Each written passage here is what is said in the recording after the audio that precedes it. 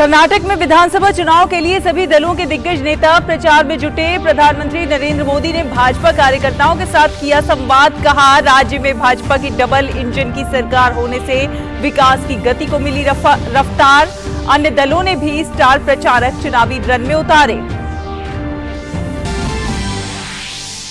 भारत की G20 अध्यक्षता के तहत बैठकों का दौर जारी। लद्दाख में युवाओं का Y20 सम्मेलन का आज दूसरा दिन।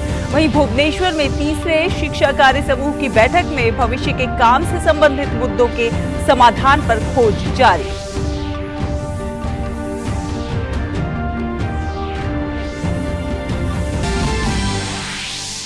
ऑपरेशन कावेरी के जरिए सूडान से भारतीयों की सुरक्षित वापसी जारी।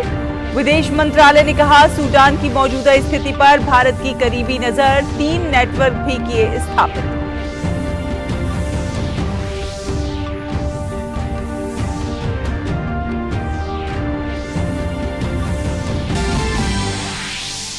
विदेश मंत्री डॉक्टर एस जयशंकर का डोमिनिकन गणराज्य का 3 दिवसीय दौरा आज से होगा शुरू। कोलंबिया यात्रा के दौरान डॉक्टर एस जयशंकर ने अपने समकक्ष के साथ द्विपक्षीय मुद्दों पर की चर्चा।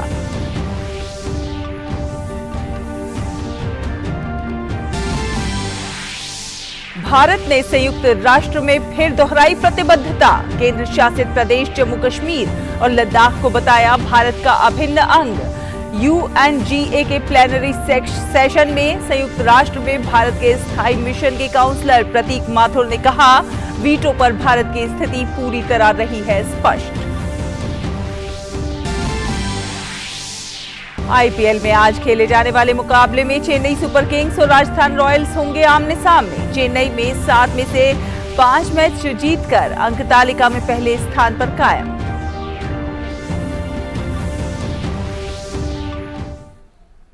नमस्कार, डीडी न्यूज देख रहे हैं आप और आपके साथ मैं हूं शहला निगार। बुलेटिन की शुरुआत करते हैं। आपको बता दें, कर्नाटक में विधानसभा चुनाव के लिए प्रचार अभियान तेज होता जा रहा है। चुनाव की तारीख जैसे जैसे नजदीक आ रही है, सभी दलों के नेताओं ने चुनावी प्रचार में पूरी ताकत झोंक दी है। चुनाव को लेकर भाजपा के वरिष्ठ नेता और प्रधानमंत्री नरेंद्र मोदी ने आज कार्यकर्ताओं से वर्चुअली संवाद किया। प्रधानमंत्री ने कहा कि कार्यकर्ताओं के प्रयास से भाजपा को रिकॉर्ड मतों से जीत मिलेगी। कर्नाटका में लोकतंत्र का उत्सव चल रहा है। बीजेपी ने तो हमेशा चुनावों को लोकतंत्र के महोत्सव के रूप में सेलिब्रेट किया है।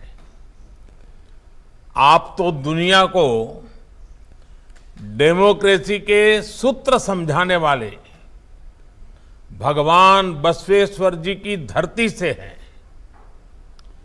कर्नाटका की समृद्ध परंपरा के प्रतिनिधि और राष्ट्रभक्ति से ओतप्रोत बीजेपी के कार्यकर्ता होने का डबल गौरव आप सभी को प्राप्त है। इसलिए आप सभी पर दायित्व भी डबल है और मुझे विश्वास है हर बूथ पर किया गया आपका प्रयास बीजेपी को कर्नाटका में रिकॉर्ड सीटों से जिताएगा। प्रधानमंत्री ने कहा कि बीते 9 वर्षों में देश का अनुभव रहा है कि जहां जहां भाजपा की डबल इंजन की सरकार है, वहां वहां गरीब कल्याण योजनाएं तेजी से जमीन पर उतर रही हैं।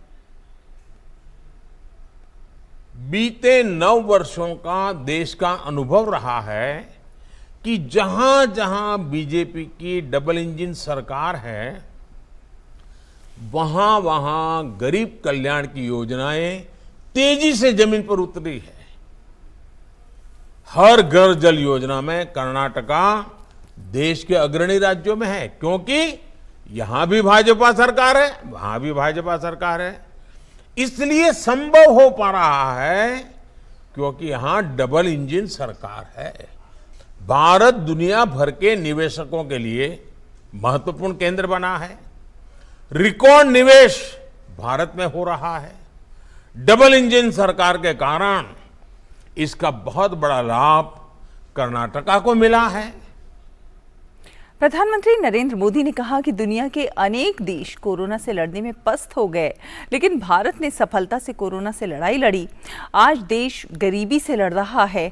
देश में इंफ्रास्ट्रक्चर पर रिकॉर्ड निवेश हो रहा है। दुनिया के अनेक देश कोरोना से लड़ने में पस्त हो गए, लेकिन भारत ने सफलता से कोरोना से लड़ाई लड़ी है। आज देश गरीबी के खिलाफ लड़ रहा है। आज देश इंफ्रास्ट्रक्चर पर रिकॉर्ड निवेश कर रहा है। आज देश किसानों को किस तरह से लाखों करोड़ रुपए किसान सम्मान निधि के माध्यम से भेजकर उन्हें ब्याजखोरों से बचा रहा है। बीजेपी और दूसरी पार्टियों में सबसे बड़ा फर्क अप्रोच का है। बीजेपी आने वाले 25 साल में विकसित भारत के रोड मैप पर काम कर रहा है। आप देखें, हमारे जो विरोधी हैं उनका क्या एजेंडा है? उनका एजेंडा है सत्ता हथियाना। हमारा एजेंडा क्या है? 25 साल में देश को विकसित बनाना, गरीबी से मुक्त बनाना, नौजवानों के सामर्थ्य को सबसे आगे बढ़ाना। वहीं कांग्रेस पार्टी सहित अन्य दलों के नेताओं ने भी स्टार प्रचारकों को रन में उतार दिया है। कांग्रेस की प्रचार की कमान प्रियंका गांधी वाड्रा ने संभाली है। बुधवार को प्रियंका गांधी वाड्रा ने श्रृंगेरी में एक जनसभा को संबोधित किया, तो वहीं चित्रदुर्ग में एक रोड शो भी किया। इस दौरान उन्होंने कांग्रेस के लिए लोगों से वोट मांगे और प्रदेश की सरकार पर निशाना साधा।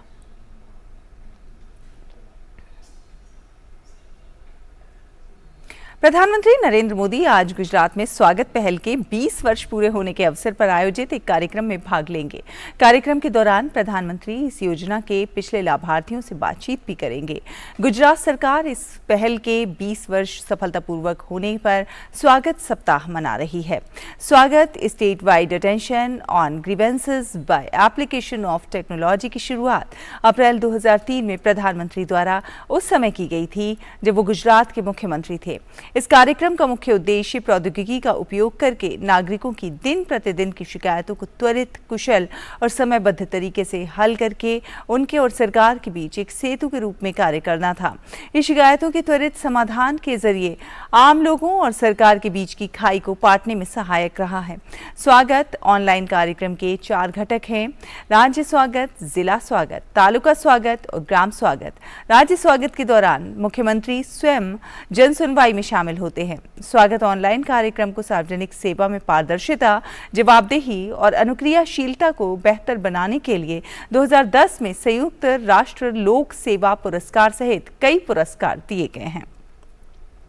और बात करते हैं G20 से जुड़ी हुई। भारत की G20 अध्यक्षता के तहत बैठकों का दौर लगातार जारी है। लेह में Y20 प्री समिट की बैठक का आज दूसरा दिन है। बैठक में 100 से अधिक प्रतिनिधि भाग ले रहे हैं। ये बैठक अन्य हितधारकों के साथ सहयोग और नेटवर्किंग के अवसर प्रदान करेगी और युवाओं के विकास में योगदान देगी। ये बैठक 5 Y20 विषयों पर केंद्रित है, जिसमें साझा भविष्य, लोकतंत्र और शासन में युवा सहित नवाचार और 21वीं सदी के कौशल जैसे विषय शामिल हैं।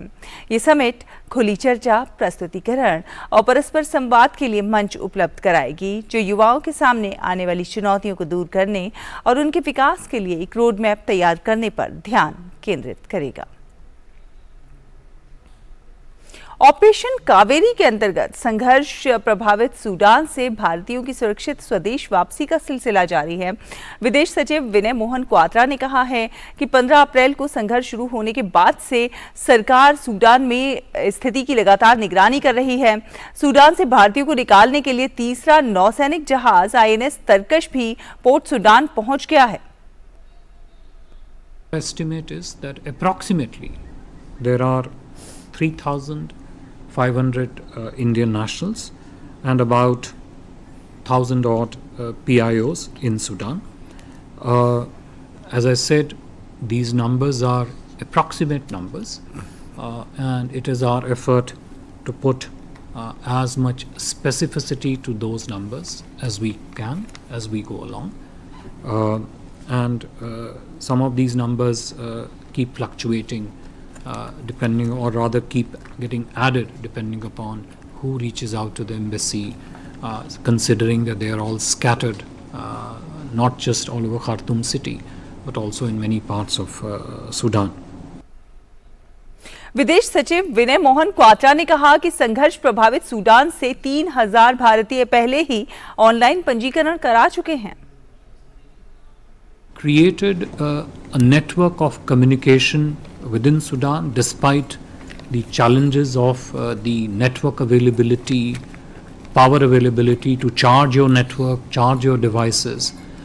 Created a system, a group of network of communications through which they could pass on the information about the ongoing conflict situation to the members of the community, to advise them suitably not to take avoidable risks. 3, also keep them informed about the efforts of Government of India underway as part of Operation Kaveri to assist them and bring them out of the areas where they were stranded. Sudan में फंसे 297 भारतीय नागरिकों का 5वां जत्था कल देर रात INS Tegh से पोर्ट सूडान से सऊदी अरब के जद्दा के लिए रवाना हो गया है. विदेश मंत्रालय के प्रवक्ता अरिंदम बागची ने ट्वीट किया कि ऑपरेशन कावेरी के तहत INS तेग जहाज पोर्ट सूडान से 297 यात्रियों के 5वें जत्थे को लेकर रवाना हुआ. इससे पहले 128 फंसे हुए भारतीयों का चौथा जत्था IFC 130J विमान से जेद्दा पहुंचा. इस बीच केंद्रीय विदेश राज्य मंत्री वी मुरलीधरन ने निकाले गए भारतीयों के जत्थे का जद्दा हवाई अड्डे पर स्वागत किया.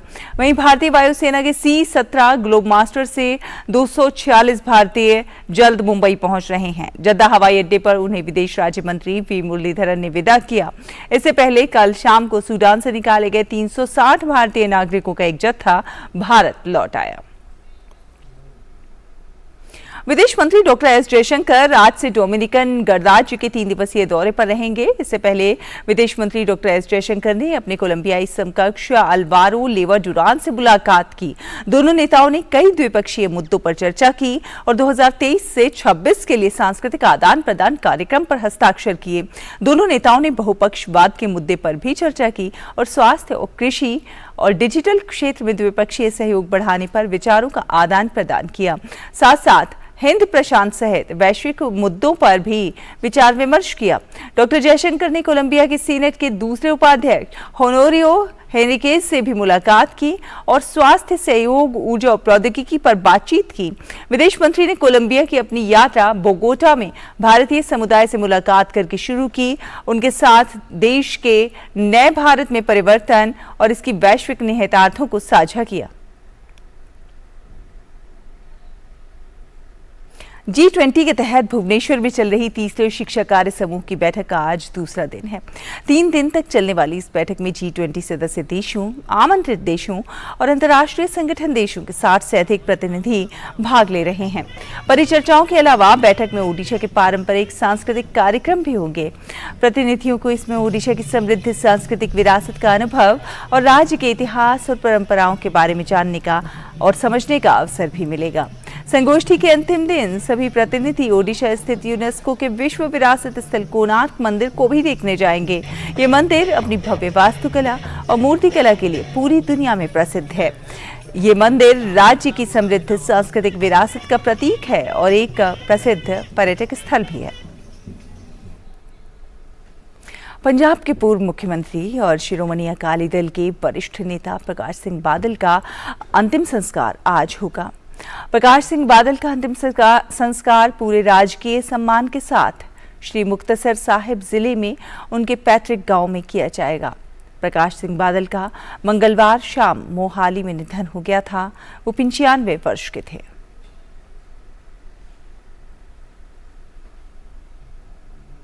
और संयुक्त राष्ट्र में भारत के स्थायी मिशन के काउंसलर प्रतीक माथुर UNSC में सुधार की वकालत करते हुए उन्होंने कहा है कि सभी 5 स्थायी सदस्यों ने पिछले 75 वर्षों में अपने संबंधित राजनीतिक उद्देश्यों को प्राप्त करने के लिए वीटो का इस्तेमाल किया है. काउंसलर माथुर ने अफ्रीकी देशों के हवाले से कहा कि हमारे अफ्रीकी भाइयों ने IGN में बार बार कहा है कि वीटो को सैद्धांतिक रूप से समाप्त कर दिया जाना चाहिए। उन्होंने आगे कहा कि वीटो का उपयोग करने का विशेषाधिकार केवल 5 सदस्य देशों में निहित किया गया है।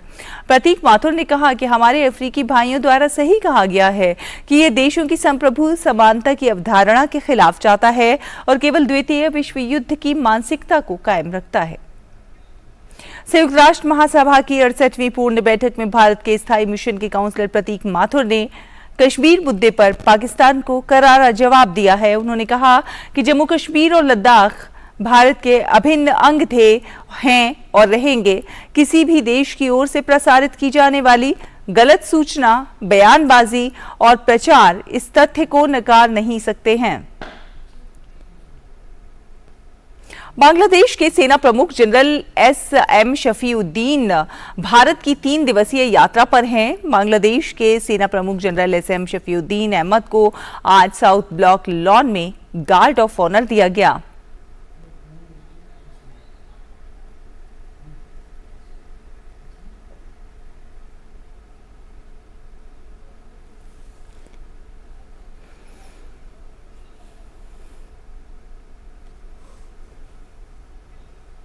बांग्लादेश सेना प्रमुख जनरल SM शफीउद्दीन अहमद ने राष्ट्रीय युद्ध स्मारक पर श्रद्धांजलि भी अर्पित की।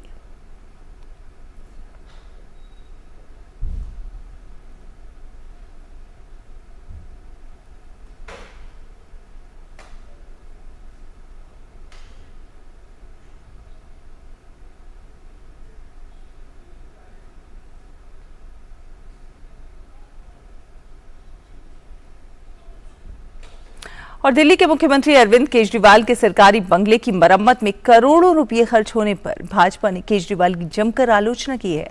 भाजपा प्रवक्ता सुधांशु त्रिवेदी ने कहा कि राजरोग उनकी सरकार, पार्टी और संगठन से होता हुआ उनके घर तक पहुंच गया है।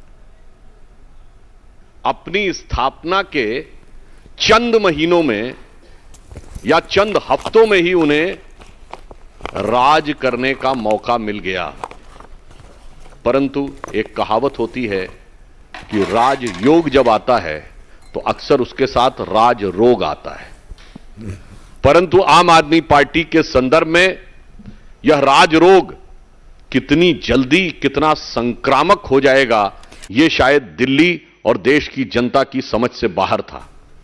आज वह राजरोग उनकी सरकार, सरकारों के विभाग, पार्टी, संगठन से होता हुआ घर के अंदर तक पहुंच गया। और भाजपा प्रवक्ता सुधांशु त्रिवेदी ने कहा कि आज दिल्ली स्तब्ध है। ये खुलासा साफ साफ आम आदमी पार्टी के भ्रष्टाचार के मुखौटे को बेनकाब करता है। दिल्ली स्तब्ध है।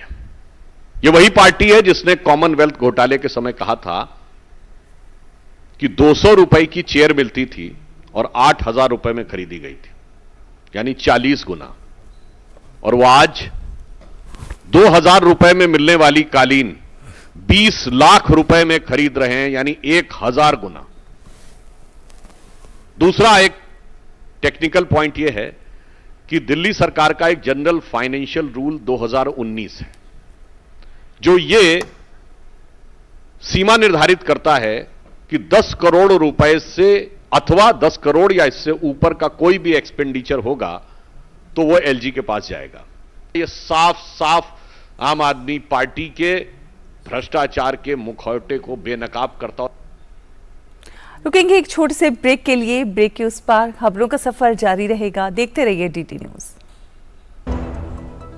तुझे क्या हुआ है? शादी हो गई ना यार। बट सीरियसली महीने में एक बार तो मिलना चाहिए। हाँ, मेरे बाप की एयरलाइंस है ना। अरे 3 महीने में एक बार तो मिल सकते हैं। करेक्ट, पर कहाँ? इधर मेरे घर। तुझे कोई परमानेंट लैंडलॉर्ड मिल जाए क्या? Permanent landlady. प्रिया ने कहा हर महीने किराया देने से अच्छा है अपनी EMI भरो।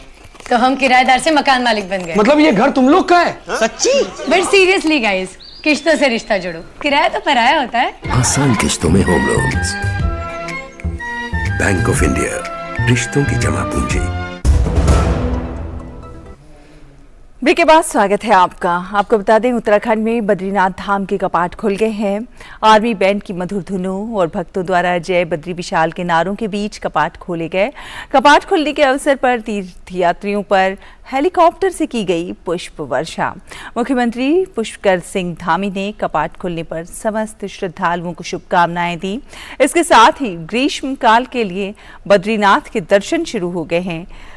कपाटोद्घाटन के अवसर पर बद्रीनाथ मंदिर को 15 कुंटल फूलों से सजाया गया। हल्की बर्फबारी और बारिश के बीच सेना की टुकड़ी ने बैंड की मधुर धुन तथा स्थानीय महिलाओं और पारंपरिक संगीत और नृत्य के साथ भगवान बद्रीनाथ की स्तुति ने श्रद्धालुओं को मंत्रमुग्ध कर दिया। बाबा के भक्तों में काफी उत्साह देखने को मिल रहा है।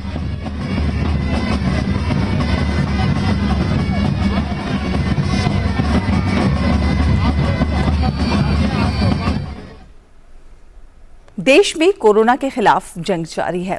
देश में पिछले 24 घंटे के दौरान कोरोना के 9,355 नए मरीज सामने आए हैं।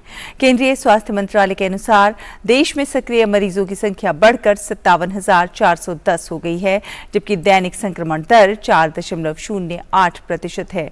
वहीं टीकाकरण की बात करें तो पिछले 24 घंटे में 4,358 खुराकें दी जा चुकी हैं। वहीं देश में अब तक कोरोना से बचाव के टीके की 220 करोड़ से अधिक खुराक दी जा चुकी है। देश में लंबे समय से खान पान में मोटे अनाज जैसे ज्वार, बाजरा, मक्का, जौ और कई प्रकार के बाजरे को शामिल किया जाता रहा है। 28 अगस्त 2022 को प्रसारित मन की बात कार्यक्रम में प्रधानमंत्री ने मोटे अनाज को किसानों के लिए काफी फायदेमंद बताया था। उन्होंने अपील की थी कि ज्यादा से ज्यादा मोटा अनाज अपनाएं। आइए सुनते हैं पीएम मोदी ने क्या कहा था।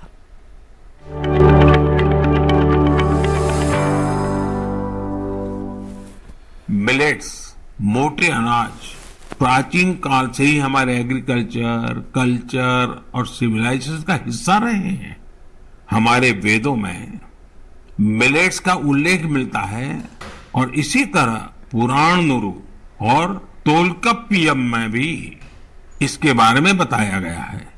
आप देश के किसी भी हिस्से में जाएं, आपको वहां लोगों के खान पान में अलग अलग तरह के मिलेट्स जरूर देखने को मिलेंगे। हमारी संस्कृति की तरह मिलेट्स में भी बहुत विविधताएं पाई जाती हैं।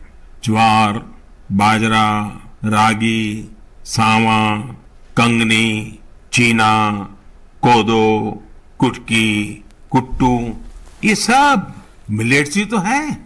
भारत विश्व में मिलेट्स का सबसे बड़ा उत्पादक देश है।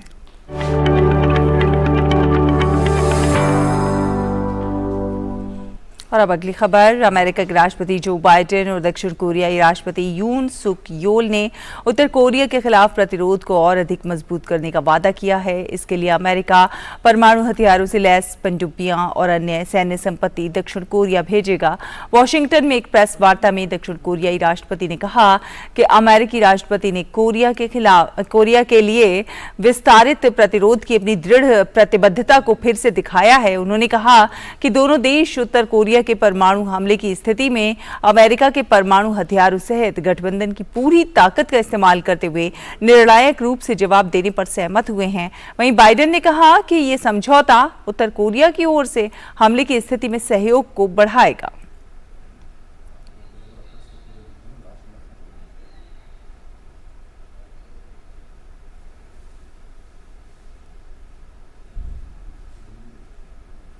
और अमेरिका के पेंसिल्वेनिया में अब दीपावली के त्योहार पर छुट्टी रहेगी। यहां रोशनी के इस त्योहार को राष्ट्रीय अवकाश घोषित किया गया है। अमेरिकी सीनेटर निकिल सावल ने ट्वीट करके इस बात की जानकारी दी। सीनेटर निकिल सावल ने ट्विटर पर लिखा कि सीनेट ने दिवाली को एक आधिकारिक अवकाश के रूप में मान्यता देने के लिए सर्वसम्मति से मतदान किया। सीनेट ने 50-0 से मत से इस प्रस्ताव को मंजूरी दी। और बात खेलों की करें तो इंडियन प्रीमियर लीग में लगातार 3 जीत हासिल करने वाली MS धोनी की कप्तानी वाली चेन्नई सुपर किंग्स आज राजस्थान रॉयल्स से मुकाबला करेगी। इस मैच में जहां राजस्थान रॉयल्स की टीम पिछली बार की तरह अपने घर में भी धोनी के धुरंधरों को धूल चटाना चाहेगी, तो चेन्नई सुपर किंग्स इस सीजन मिली राजस्थान रॉयल्स के खिलाफ हार का बदला लेना चाहेगी। चेन्नई सुपर किंग्स ने अभी तक 7 में से 5 मैच जीते हैं और अंक तालिका में पहले स्थान पर बनी हुई है, तो वहीं दूसरी ओर राजस्थान रॉयल्स 4 मैच जीतकर तीसरे स्थान पर काबिज है। इसी के साथ इस बुलेटिन में फिलहाल इतना ही। नमस्कार।